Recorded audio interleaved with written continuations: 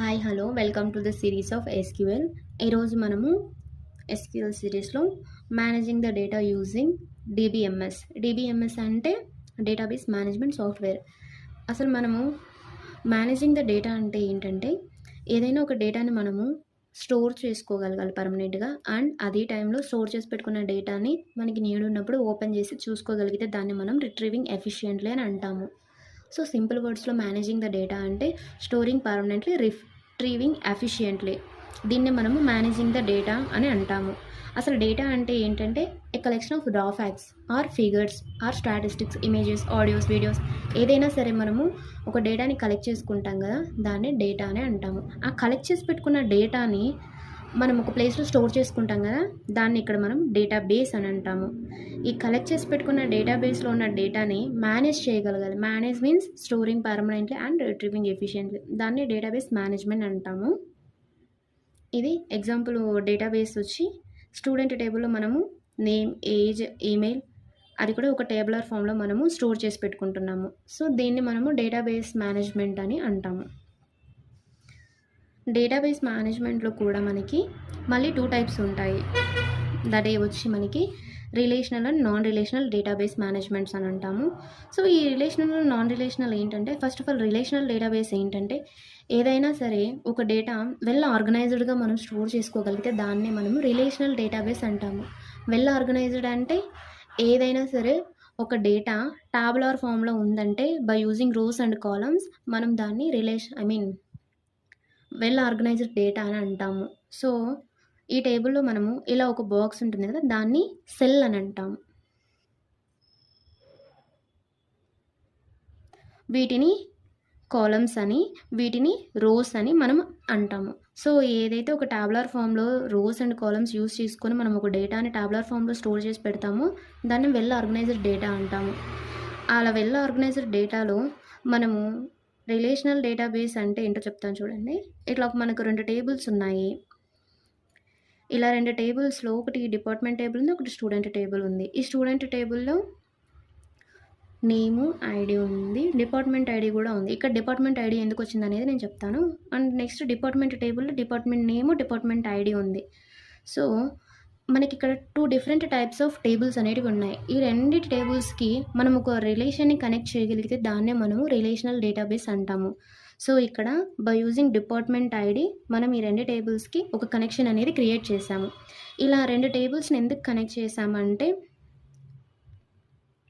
ఇలా 2 టేబుల్స్ని కనెక్ట్ చేయడం వల్ల మనము డిపార్ట్మెంట్ టేబుల్లో ఉన్న డేటాని ఈజీగా యాక్సెస్ చేయగలుగుతాం.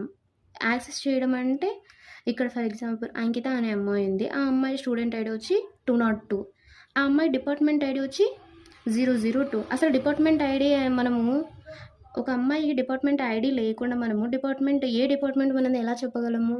సో ఇలా డిపార్ట్మెంట్ టేబుల్లో ఉన్న డిపార్ట్మెంట్ ఐడిని స్టూడెంట్ టేబుల్లో గిన మనం కనెక్ట్ చేయగలిగితే దాన్ని రిలేషనల్ డేటాబేస్ అని అంటాము. ఏవైనా సరే ఇలా 2 టేబుల్స్కి మధ్యలో మనం ఒక రిలేషను ఇక్కడ డిపార్ట్మెంట్ ఐడి అనేది కీగా మనకి ఇక్కడ ఉంటుంది. ఎందుకంటే ఈ డిపార్ట్మెంట్ ఐడి అనే కీ యూస్ చేసుకొని మనం ఈ 2 టేబుల్స్కి రిలేషన్ అనేది ఇస్తున్నాం. సో దీన్ని రిలేషనల్ డేటాబేస్ అంటాం. నాన్ రిలేషనల్ డేటాబేస్ అంటే మీకు తెలుసు, ఇలా డాక్యుమెంట్ ఫామ్లో ఉంటుంది. ఇలా డాక్యుమెంట్ ఫామ్లో అందులో ఇది కీ వాల్యూ పెయిర్స్. ఇలా కీ వాల్యూ ఫామ్లో ఉన్న డాక్యుమెంట్ డేటాని మనము నాన్ రిలేషనల్ డేటాబేస్ అంటాము. డాక్యుమెంట్లో ఇలా కోడ్ ద్వారానే కాకుండా XML ఫార్మాట్స్, JSON ఫార్మాట్స్లో కూడా ఉంటుంది. అలా నాన్ రిలేషన్ అంటే సింపుల్గా టాబులర్ ఫామ్ లేదు, దానికంటే ఒక రోస్, కాలమ్స్, ఒక స్ట్రక్చర్ అనేది ఉండదు. దాన్నే మనము నాన్ రిలేషనల్ డేటాబేస్ అంటాము. ఆ తర్వాత అసలు మనము డేటాని ఎన్ని రకాలుగా స్టోర్ చేసుకోవచ్చు, ఏ ఫామ్స్లో స్టోర్ చేసుకోవచ్చు అంటే మనం డేటాని 2 ఫామ్స్గా స్టోర్ చేసుకోవచ్చు. ఎయిదర్ ఫర్ ఎగ్జాంపుల్ మన బ్రెయిన్లో స్టోర్ చేసుకోవచ్చు. మన బ్రెయిన్లో మనము టాబులర్ ఫామ్ని స్టోర్ చేసుకోవచ్చు, డాక్యుమెంట్ ఫామ్ని స్టోర్ చేసుకోవచ్చు. అలా స్టోర్ చేసుకోవడం వల్ల మనకంత క్యాపబిలిటీ ఉంటే స్టోర్ చేసుకోగలం, కానీ క్యాపబిలిటీ లేదు కదా, మరి ఎలా స్టోర్ చేసుకోవాలి? ఎగ్జాంపుల్ బుక్ తీసుకుందాం. బుక్లో స్టోర్ చేసుకున్నాం అనుకో, బుక్లో స్టోర్ చేసుకోవడం వల్ల వచ్చే నష్టాలు ఏమేమి ఉన్నాయి మనకి? ఇక్కడ సెక్యూరిటీ ఇష్యూ అనేది ఉండదు మనకి. ఒకవేళ ఏదైనా ఒక డేటాలో ఒకవేళ బుక్ లాస్ అయినా ఎక్కువ కాలం ఓపెన్ చేయకపోవడం వల్ల ఆ బుక్‌కు చెదులు పట్టడము, లేకుంటే మనం ఎవరి దగ్గరైనా ఇచ్చి మర్చిపోవడము, ఇలా చేసినప్పుడు ఆ డేటాలో ఉన్న ఆ బుక్‌లో ఉన్న డేటాని మనం లాస్ అయినట్టే కదా! దాన్ని తిరిగి మళ్ళీ మనం బ్యాకప్ చేసుకోలేము. సో, ఈ డిసడ్వాంటేజ్ గూడా ఉంది మన బుక్‌లో. అందులో మనం మేనేజ్ కూడా చేయలేము. సో, బ్రెయిన్ ద్వారా మనకు అంత కేపబిలిటీ ఉందా అంటే లేదు. బుక్ ద్వారా మనకి సెక్యూరిటీ ఇష్యూస్ అనేటివి ఉన్నాయి. సో, ఇంక మనం డేటాని సేఫ్‌గా ఎలా స్టోర్ చేసుకోవాలి? అప్పుడే మనకి ఇన్ 1970స్‌లో ఈ డేటాని మనము స్టోర్ చేసుకోవడానికి మనకొక సాఫ్ట్‌వేర్ అనేది ఎగ్జిస్ట్ అయింది. ఈ సాఫ్ట్‌వేర్ యూజ్ చేసి మనము డేటాని ఈజీగా మేనేజ్ చేస్తున్నాము. మేనేజ్ చేయడం అంటే స్టోరింగ్ పర్మనెంట్‌లీ అండ్ రిట్రీవింగ్ ఎఫిషియంట్‌లీ. ఆ మేనేజ్ చేసిన డేటాని అసలు మనం దేంట్లో ఉన్న డేటాని మేనేజ్ చేస్తున్నామంటే డేటాబేస్‌లో ఉన్న డేటాని మేనేజ్ చేస్తున్నాము. సో, డేటాబేస్ మేనేజ్మెంట్ సాఫ్ట్‌వేర్ అనేది మనకి 1970స్‌లో ఒక సాఫ్ట్‌వేర్ అనేది మనకి డేటాని సెక్యూర్‌గా స్టోర్ చేసుకోవడానికి మనకొక సాఫ్ట్‌వేర్ అనేది రిలీజ్ అయిపోయింది.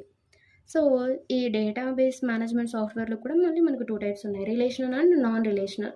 Non relational and relational means మనకు తెలుసు. ఏదైతే ఒక డేటాని టాబులర్ ఫామ్‌లో ఉంటదో దాన్ని మనము రిలేషనల్ డేటాబేస్ అని అంటున్నాము. నాన్ రిలేషనల్ మీన్స్ డాక్యుమెంట్ ఫామ్‌లో ఉంటే మనం వాటిని నాన్ రిలేషనల్ డేటాబేస్ అంటాము. ఏదైనా ఒక డేటాని రిలేషనల్‌గా టాబులర్ ఫామ్‌లో మనము మేనేజ్ చేస్తున్నామంటే దాన్ని రిలేషనల్ డేటాబేస్ మేనేజ్మెంట్ సాఫ్ట్‌వేర్ అని అంటున్నాము. మనము ఏదైతే ఒక డేటాని టాబులర్ ఫామ్‌లో లేకుండా ఉంటుంది కదా! Non relational data form. దాన్ని మనము మేనేజ్ చేస్తున్నామంటే నోసీక్వెల్ అనే సాఫ్ట్‌వేర్‌లో స్టోర్ చేస్తారు. సో, ఆఫ్టర్ 2 వీడియోస్ ఎస్‌క్యూఎల్ అనే వర్డ్ మనకి ఇక్కడ కనిపిస్తుంది. సో, బట్ మనకి ఎస్‌క్యూఎల్‌లో ఈ నోసీక్వెల్ అనేది మనం యూజ్ చేయము. మనకి యూజ్ ఏమి ఉండదు. ఎందుకంటే మనం ఎస్‌క్యూఎల్‌లో ఎక్కడ మనము డేటాని డాక్యుమెంట్ ఫార్మాట్స్‌లో స్టోర్ చేయము. సో, మనకి రిలేషనల్ డేటాబేస్ అనేది మాత్రమే ఎస్‌క్యూఎల్‌లో యూజ్ అవుతుంది. ఆర్‌డీబీఎంఎస్.